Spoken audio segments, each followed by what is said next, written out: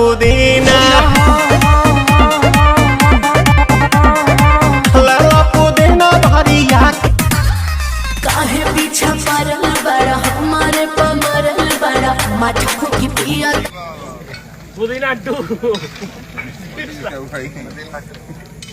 चलो अपने सूट।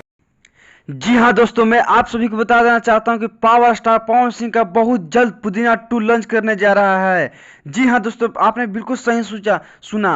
पुदीना 2 बहुत जल्द आने वाला है। जैसे कि लाल घाघरा से भी बढ़कर ये गाना को बनाया जाएगा।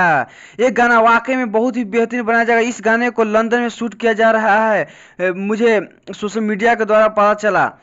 एक गाना हरी हरी ओढ़नी से बिल्कुल हट के एक सॉन्ग बनाया गया है। आप इस वीडियो के दौरान देख सकते हैं, कुछ शूटिंग का वीडियो भी डाल दिया गया है। अगर आप मेरे चैनल पर नए हैं तो अभिमानु आर्यन न्यूज भोजपुरी को सब्सक्राइब कराना भूलें। जय हो जय भोजपुरिया समाज। पवन सिंह के एक तरफ प्यार करने वाला से जरूर करें।